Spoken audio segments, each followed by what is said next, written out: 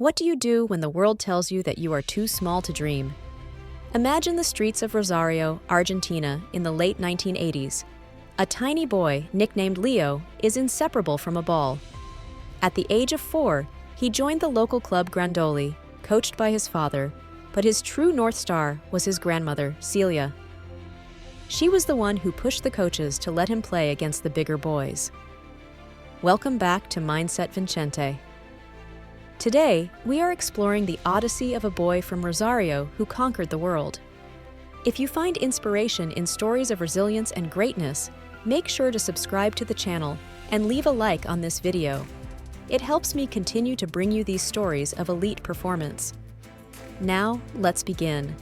When Leo moved to Newell's Old Boys, he became part of a youth team that was nearly unbeatable.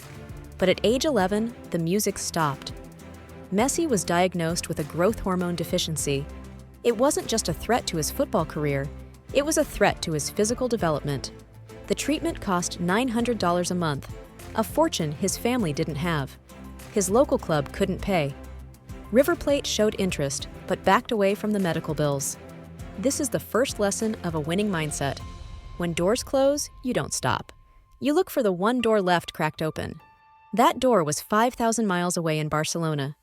Carles Rexach, the sporting director of FC Barcelona, saw Messi play for just a few minutes and knew he was seeing a genius. Legend has it, he was so desperate to sign him that he wrote the contract on a paper napkin. At 13, Leo moved to Spain. But the dream was a nightmare at first. He was shy, he was lonely, and he had to inject his own legs with growth hormones every single night. He spent his days in the famed La Masia academy, and his nights missing his mother and siblings back in Argentina. He chose to suffer in silence because he knew his destiny was at the Camp Nou. By 2004, the world began to notice. At 17 years old, Messi made his official debut for the first team. Shortly after, he scored his first goal against Albacete, assisted by the great Ronaldinho. The image of Ronaldinho carrying a teenage Messi on his back is symbolic. It was the passing of the torch. Under Pep Guardiola, Messi evolved from a lightning-fast winger into the false nine, a position that allowed him to dismantle the best defenses in the world.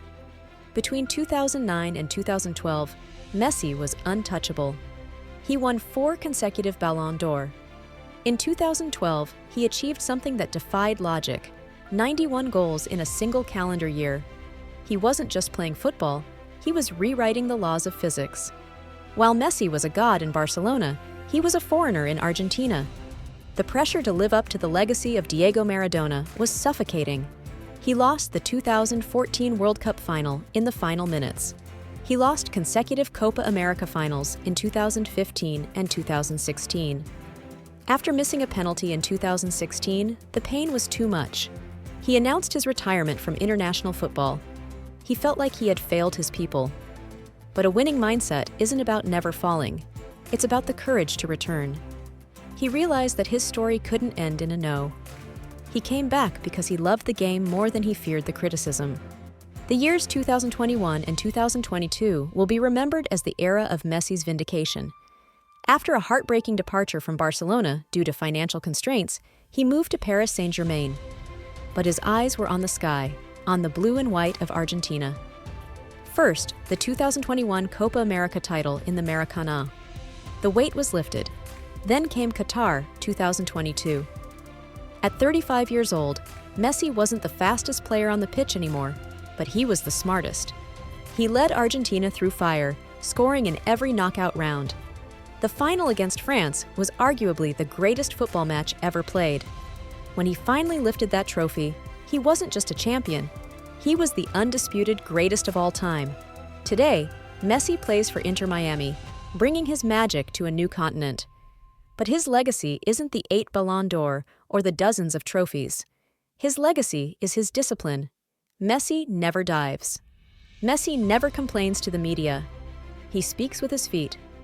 He took a physical limitation and turned it into a low center of gravity that no defender could topple.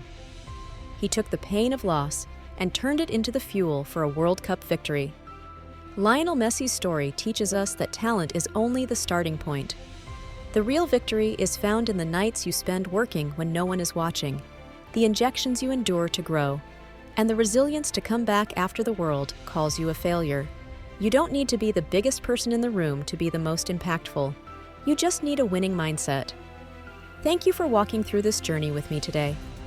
If Messi's story inspired you to keep pushing toward your own goals, don't forget to subscribe and hit that like button. It tells the algorithm that stories of excellence matter.